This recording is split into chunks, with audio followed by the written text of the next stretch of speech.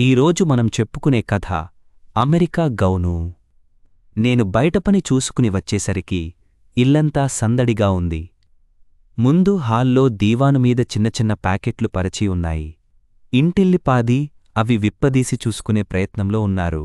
అర్థమయ్యింది. రమణి పంపిన ప్యాకెట్ అందిందన్నమాట. రమణి మా అమ్మాయి అమెరికాలో ఉంటోంది.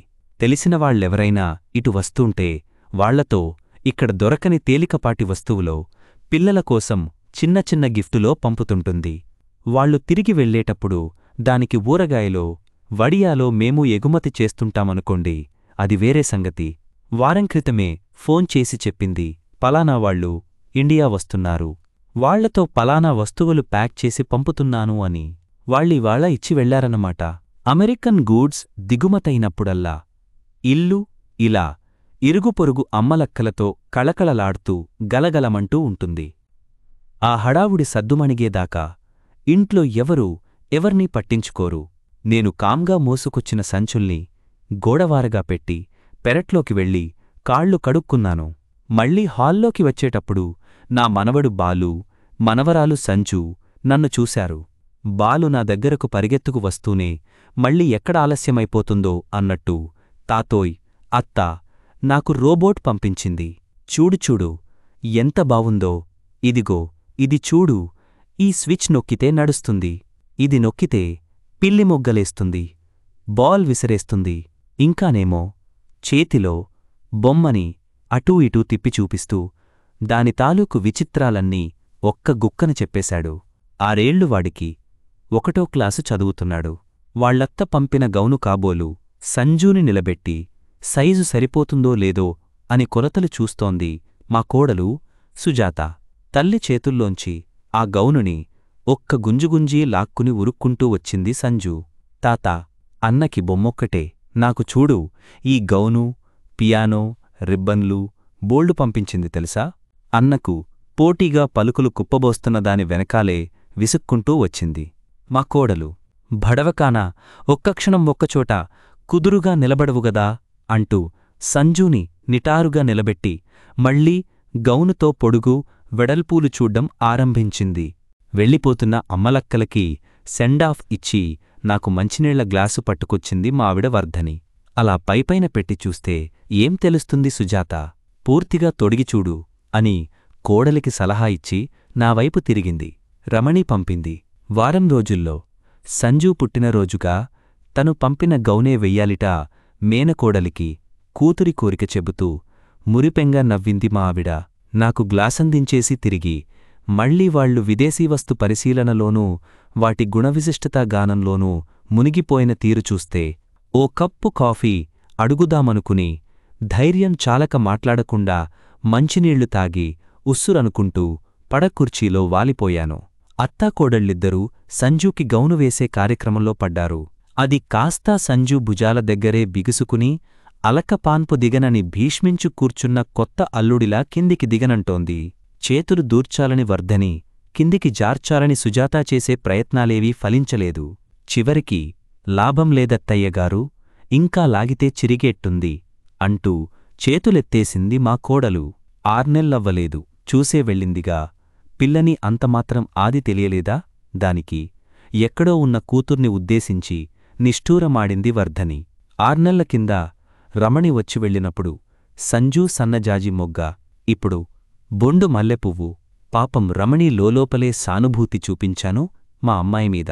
బుజ్జిముండా ఎంత ముద్దోస్తోందో చూడండత్తయ్యా, ఈ లేత గులాబీ రంగు నాకెంతో ఇష్టం. ఇంచక్కటి లేసు, ఈ ప్రిల్సు ఎంతందం తెచ్చాయో గౌనుకి. ఇక్కడివాళ్లకి ఇంత ఫ్యాషన్గా కుట్టడం చేస్తేరాదు, దీన్నెలా సరిచేయటం? సుజాత తిరగేసి మరగేసి ఆ గౌను ఏకాస్తన్నా లూజు చేసే వెసులుబాటుందేమోనని శతవిధాలా పరిశీలించింది. ఊహూ, అమెరికన్ ప్రొడక్టా, మజాకానా? మళ్ళోసారి లాభం లేదంటూ పెదవి విరిచేసింది మా కోడలు. సరే, సరిపోలేదుగదా, వదిలేయొచ్చునా అబ్బే. అలా వదిలేస్తే వాళ్లు సుజాతా వర్ధని ఎలా అవుతారు? ఆ రాత్రే మా అబ్బాయి చేత రమణికి 2 సార్లు రింగ్ చేయించారు. అది సిగ్నల్ అందుకుని మా అమ్మాయే మాకు ఫోన్ చేస్తూంటుంది. అది మా కోడ్. అంత అర్జెంటుగా ఫోనెందుకు చేశారమ్మా అని అది కంగారు పడుతూ అడుగుతుంటే, సంజూకి గౌను సరిపోలేదే అమ్మడూ, మారుస్తారేమో కనుక్కుంటావని అంటూ ఆ ఎమర్జెన్సీ మెసేజ్ కూతురికి అందించింది మా వర్ధని. ఊరుకో అమ్మా, నీకు చాదస్తం మరీ ఎక్కువైపోయింది. ఆ గౌను నువ్వు అమెరికాకి పంపించి, మళ్ళీ నేనది మార్చి ఇండియాకి పంపించి, ఇప్పుడయ్యే పనేనా అది? పైగా మేమది వీకెండ్లో న్యూయార్కు వెళ్ళినప్పుడు అక్కడేదో కార్నివాల్ జరుగుతుంటే అక్కడ తీసుకున్నాం. మార్చటం కుదరదుగాని అది సరిపోయే వాళ్ళెవరైనా తెలిసిన వాళ్లలో ఉంటే ప్రజెంట్ చేసేయండి. ఈసారి నేను పెద్ద సైజుది పంపిస్తాలే. రమణి వాళ్లమ్మని మెత్తగా కసురుతూనే చకచకా సొల్యూషను చెప్పేసి టక్కున ఫోను పెట్టేసింది. అయ్యో అయ్యో, ఎంత నిర్లక్ష్యమే అమ్మా! డబ్బంటే మన రూపాయల్లో అయితే దగ్గర 1000 రూపాయలవుతుందట గౌను. అంత పెట్టికొని ఉత్తి పుణ్యానికి ఎవరికన్నా ఇచ్చెయ్యాలా? మా ఆవిడ బుగ్గలు నొక్కుకుంది. మరే, చూస్తూ చూస్తూ అంత ఖరీదైంది ఊరికే ఎలా ఇచ్చేస్తాం? అత్తగారితో ఏకీభవించింది సుజాత. కొన్ని విషయాల్లో వాళ్ళిద్దరికీ సఖ్యత చాలా ఎక్కువ. వాళ్ళింకా ఆ విషయం మీదే తర్జన భర్జనలు సాగిస్తుంటే విసుగెత్తి, అమ్మాయి చెప్పినట్టు ఏ పుట్టినరోజు ఆ పేరంటానికో వెళ్ళినప్పుడు ఇచ్చేస్తే పోయేదానికి ఎందుకింకా ఆ పనికిమాలిన చర్చలు అన్నాను. ఇంటి యజమాని హోదా వెలగబెట్టినట్టి వాసనలు పోక ఏం చెయ్యమంటారు అని మిమ్మల్నడిగామా? దాన్నేం చెయ్యాలో మాకు తెలుసునుగాని మీరు గమ్మునుండండి కసిరేసింది వర్ధని. ఉద్యోగ విరమణ అనంతరం ఇంట్లో నా పరపతి తగ్గిందని ఇలా అప్పుడప్పుడు గుర్తుచేస్తూ ఉంటుంది మా ఆవిడ. కంగా ఆవిడ ఆజ్ఞ పాటించాను. ఆ మర్నాడు ఉదయం వీధి వరండాలో పేపరు చూస్తూ కాఫీ సిప్ చేస్తున్నాను. మా ఇంటికి పక్కింటికి మధ్య ఉన్న ప్రహరీగోడ దగ్గర్నించి వర్ధని స్వరం వినిపిస్తోంది. పార్వతమ్మక్క, ఇదిగో గౌను. నిన్న ఈ మాదిరిది మీ మనవరాలికి తెప్పించిపెట్టమన్నావుగా. ఎప్పుడూ అడగనిదానివి అడిగావు పాపం. తీసుకో, మా సంజుకి కొత్త ఫ్రాకులు చాలానే ఉన్నాయిలే. మా ఆవిడ అతి తెలివిపోకడలవి. చాలా ఖరీదన్నావుగా వర్ధని. అంత విలువైంది మేం కొనగలమా? పక్కింటావిడ సందేహంలో వినిపించేది వెక్కిరింత ఎత్తిపొడుపా? అమెరికా నుంచి వచ్చింది గదా అని మా ఆవిడ నిన్న కాస్త అతిగా గొప్పలు చెప్పుంటుంది బహుశా. ఆ, ఎంతలే, మన రూపాయల్లో అయితే 1200 అయినా నీ దగ్గర అంత తీసుకుంటానా? 200 తగ్గించే ఇద్దువులే. మనసు పడ్డావుగా పాపం. ఆవిడ వెటకారం అర్థంకానట్టే గడుసుగా తన ఉదార హృదయాన్ని చూపించేసింది మా వర్ధని. ఏమనుకోకు వర్ధని, మరీ లేతరంగు గౌను పిల్లల దగ్గర మాపుకాగదని నిన్ననే అనుకున్నాను. పోనీలే పిలిచి మరీ అడుగుతున్నావు పాపం. వద్దనలేకుండా ఉన్నాను. 300కిచ్చే మాటైతే చెప్పు, తీసేసుకుంటాను. మొహమాటం లేకుండా చెబుతున్నాననుకోకు సుమా. అంతకంటే ఎక్కువ చెయ్యదనిపిస్తోంది నాకు మరి. ఆహాహా, తాడి తన్నేవాడు ఒకడైతే వాడి తల తన్నేవాడు మరొకడని మా ఆవిణ్ణి మించిన అసాధ్యురాలే ఈవిడ. నాకు నవ్వొచ్చింది. పిలిచి పిల్లనిస్తానంటే ఒక కన్ను చిన్నదన్నారని దొరసాన్ల బిడ్డకి వేసే గౌనుకి వంకపెడుతోంది ఇల్లాలు. పైగా 300 రూపాయలకివ్వాలట. ఎంత ఆశో చూడు. ఇంట్లోకొచ్చి రుసరుసలాడింది మా వర్ధని. వదిలేయండత్తయ్యా, ఆవిడ గుణం చూపించుకున్నదంతే మా కోడలి ఓదార్పు. ఆ రోజు సాయంత్రం కొబ్బరికాయ, పూలదండ పట్టుకుని గుడికెళ్ళొస్తానంటూ వెళ్ళింది సుజాత. గంట తరువాత తన స్నేహితురాలిని ఆమె కూతురితో సహా వెంటబెట్టుకు తిరిగొచ్చింది. నా అంచనా కరెక్టే. పావుగంటలో కాఫీలు, కుశల ప్రశ్నలు పూర్తయ్యాక మా అబ్బాయి గదిలోంచి నా చెవులబడినవాళ్ల సంభాషణ ఇది. అబ్బా, నీ కూతురికి గౌను అతికినట్టు సరిపోయిందే లలితా. అచ్చం షోకేసులో బొమ్మలా ఉందనుకో. మా కోడలు ఏ సీనియరు సేల్స్మన్కి తీసిపోతుంది చెప్పండి. మరీ పొట్టిగా ఉన్నట్టుంది సుజాత. ఆ వచ్చినమ్మాయి మొహమాటంగా నసుగుతోంది. అయ్యో, ఏ కాలంలో ఉన్నావు నువ్వు? అలా మోకాళ్లు దిగే గౌనులు వేసుకునేది మా కాలంలో. ఇప్పుడిలా కురచగా ఉండటమే ఫ్యాషన్. ఇప్పటి అమెరికన్ తయారీ ఇది. అంటే అదెంత లేటెస్ట్ మోడలో ఆలోచించు. కోడలి కంటే రెండాకులు ఎక్కువే చదివింది మా ఆవిడ. అమెరికాలో అయితే సరేననుకోండి, ఇక్కడిట్లా తొడలు కనబడేట్టుంటే ఎబ్బెట్టుగా ఉంటుందేమో ఆంటీ. అందులోనూ మావారికి అలాంటి పట్టింపులెక్కువ. అయినా అడిగి చూస్తాలెండి. చూస్తాలెండి అన్న మాటలో వద్దులెండి అన్న ధ్వని వినిపించట్లేదు. హతోస్మి. ఈ బేరము కొండెక్కినట్టేనన్నమాట. ఇక మావాళ్ల మొహాలు చూళ్లేక అలా తిరిగొద్దామని రోడ్డెక్కాను. ఆ తరువాత వెనకింటి మేడమీద మార్వాడి అనుపమాదేవి, చివరింటి తమిళమామి శకుంతల, సోము వాళ్లమ్మ సత్యవతి, ఇట్లా 3-4 అమెరికా గౌనుని చూడ్డానికొచ్చారు. గౌను అయితే అందరూ భేషుగ్గా ఉందన్నారు. కాకుంటే కొందరికి దాని వెల నచ్చలేదు, కొందరికి దాని సైజు వాళ్ల పిల్లలకి సరిపోలేదు. దానాదీనా గౌను చెల్లుబాటవలేదు. సరే, ఆఖరికి చుట్టాల్లో ఎవరి పిల్లలకైనా కానుకగా ఇచ్చేయమన్న మా అమ్మాయి సలహానే పాటించక తప్పని పరిస్థితొచ్చేసింది అత్తాకోడళ్ళకి. అప్పుడే వచ్చింది తంట. ఆ రోజు రాత్రి నా పక్క దులిపివేస్తూ ఏదో సణుగుతోంది వర్ధని. అనేదేదో వినబడేటట్టుగా అనరాదు అన్నాను. అమెరికా గౌను వాళ్ల చెల్లెలి కూతురికి పంపిస్తుందట మీ కోడలు. అది కాపురానికొచ్చి 10 ఏళ్లయిందా? మనం నెత్తిన పెట్టుకునేగా చూస్తున్నాం. అయినా ఆపేక్షంతా అటువైపే. ఆ చెల్లెలికేం తక్కువ చెప్పండి. కోటీశ్వరులు. ఈ గౌనే కావాలా వాళ్లకి? సరే, అదంతా పక్కన పెట్టండి. నా కూతురు పంపిన వస్తువు మీద ఈవిడకేమిటి పెత్తనం? సౌండు అంతగా లేదుగాని మాటలకి మాత్రం కారం అద్దినట్టే అనిపించింది నాకు. వర్ధనికి కోపం వచ్చినప్పుడు మనం మాట్లాడకుండా ఉండటమే మంచిదని నా అనుభవం. నేను మౌనం పాటించాను. తెల్లారింది. ఇంట్లో ఏదో అనీజీ. నవ్వుకుంటూ కబుర్లాడుకుంటూ పనులు చేసుకునే అత్తాకోడళ్ళిద్దరూ ఎడమొహం పెడమొహం. పిల్లల్ని కసురుకోవటం, కాఫీలు టిఫిన్లు ఆలస్యం చేయటం, పిలిస్తే కరిచినట్టు జవాబివ్వటం. అబ్బా, ఇంట్లో ఉండటం ముళ్లమీదున్నట్టే ఉంది. సమయానికి వర్ధని కూరల్లేవనటంతో బతుకు జీవుడా అని చేతి సంచి పట్టుకుని మార్కెట్టుకి బయలుదేరాను. నేను వెళ్తుంటే హరి గేటు వెయ్యటానికి వచ్చినట్టొచ్చి, ఏంటి నాన్నా, ఇంట్లో కోల్డ్ వారేదో మొదలైనట్టుంది అన్నాడు గుసగుసగా. ఏంటి అన్నాను, ఏమీ తెలియనట్టు నొసలు చిట్లించి. అమ్మా, ఆ అమెరికా గౌను వాళ్ల అక్క మనవరాలికిస్తానందిట. పంతానికి కాకపోతే నా కూతురికి ఇచ్చిన గౌనుమీద ఆవిడకేమిటి హక్కు అని ఎప్పుడూ లేంది అమ్మ మీద రాత్రినుంచి తెగ చిటపటలాడుతోంది సుజాత, చెప్పాడు హరి. నేను కూడా వాళ్ల అమ్మతరపు వాదన వినిపించాను.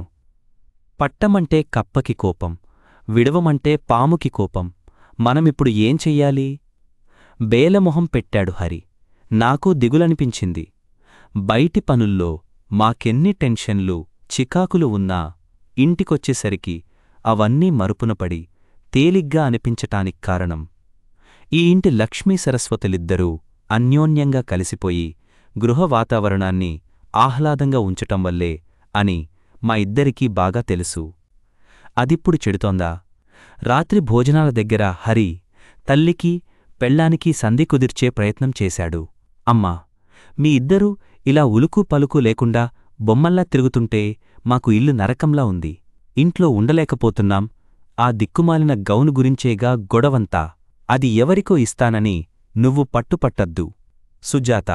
దాన్ని మీవాళ్లకి పంపే పని నువ్వూ మానుకో.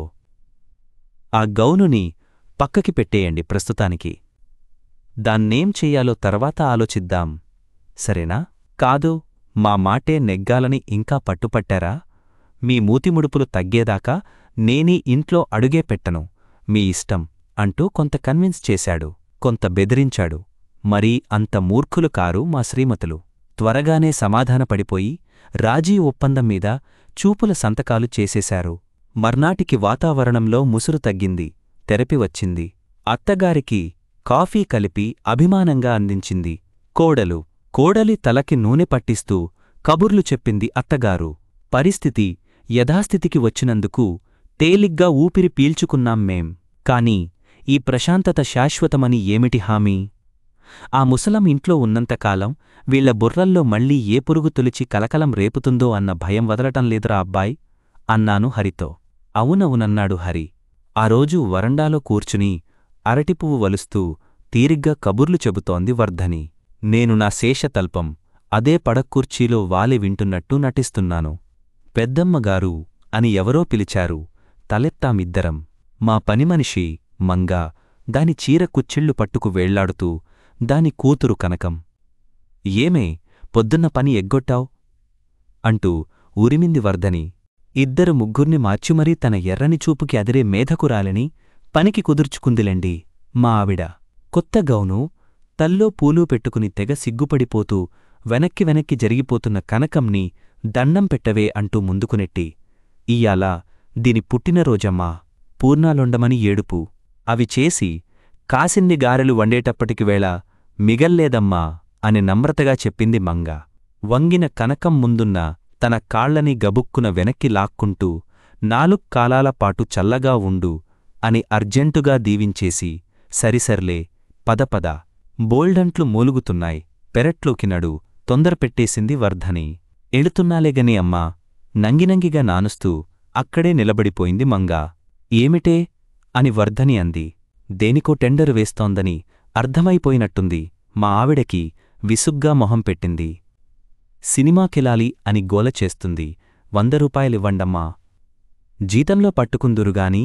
అయినా ఈ నెల జీతం ఎప్పుడో వాడేసుకున్నావుగదే మళ్ళీ అని వర్ధని ఇంకా ఏదో అంటూ ఉంది. నేను ఇస్తాలే అని మాటిచ్చేశాను. నేను పర్సు కోసం లోపలికొచ్చినప్పుడు విన్నాను. మా ఆవిడ కోడలితో అంటోంది, కనకం పుట్టినరోజట, దానికేమన్నా ఇవ్వాలిగా, మనకి పనికిరానివేమన్నా ఉన్నాయేమో చూడు. పక్కకి పడేసిన బొమ్మో దిమ్మో చూస్తాలేండి, కారు బొమ్మకటుండాలి. రంగు మాయలేదుగాని వెనక చక్రం కాస్త విరిగింది. పర్లేదు, కనబడదులెండి, అట్టపెట్టెలో పెట్టి ఇచ్చేస్తాను విశాల హృదయంతో చెబుతోంది కోడలు. మొన్న మా పెద్ద బావగారు తెచ్చారే అక్బరీలు, అలాగే ఉన్నై, అవి పొట్లంకట్టి ఇచ్చేస్తాను తనవంతు ఉదారత చాటుకుంది వర్ధని. గట్టిగా ఉన్నాయని ఎవ్వరూ ముట్టకపోవటం వల్ల అవి తెచ్చినవి తెచ్చినట్టే ఉండిపోయాయిలెండి. నేను నిట్టూర్చుకుంటూ పర్సులోంచి 100 రూపాయల కాగితంతోపాటు మరో 50 బయటకు తీశాను. మంగ ఇంకా అంట్లు తోముతూనే ఉంది. సుజాత అట్టపెట్టె ప్యాక్ చేస్తుంది. మా ఆవిడ అక్బరీలు పొట్లం కడుతూ ఉన్నారు. Many many happy returns of the day. Wish you happy birthday Kanakam. వాకిట్లోంచి మా సంజూబాలు గొంతులు వినిపించాయి. అంతస్తుల తారతమ్యాలెరుగని నిష్కల్మషమైన వారి బాల్యాన్ని అభినందించుకుంటూ బయటకు వెళ్లాను. కనకం, ఇదిగో మా గిఫ్ట్ అంటూ సంజు బాలు జమిలిగా పట్టుకుని కనకంకిస్తున్నదేమిటి? అమెరికా గౌను పెట్టిన అట్టపెట్టె కదా. క్షణం మ్రాన్పడిపోయాను. కాని మరుక్షణంలోనే ఎందుకో సంభ్రమంగా రిలీఫ్గా అనిపించింది. మేము భయపడుతున్న సమస్యకి అనుకోని పరిష్కారమా ఇది? అమ్మా మనకి పనికిరానిదేమన్నా ఇమ్మంటున్నదిగా, మనకిది యూజ్ అవ్వదుగదా, అందుకే ఇచ్చేశాను, ఓకేనా అంటోంది సంజు. చూడు, కనకంకిది కరెక్టుగా సరిపోయింది ఆనందంగా అంటున్నాడు బాలు. తలెత్తాను. అట్టపెట్టెలోంచి గౌను తీసి కనకకి తొడిగి అటూ ఇటూ తిప్పిచూస్తూ మురిసిపోతున్నది మంగ. కక్కలేక మింగలేక పెదాలతో నవ్వుతూ కళ్లతో ఉరుముతూ మా ఆవిడా కోడల్ని చూస్తుంటే నాకు వస్తున్న నవ్వు ఆపుకోలేక పేపరు అడ్డం పెట్టుకున్నాను నేను.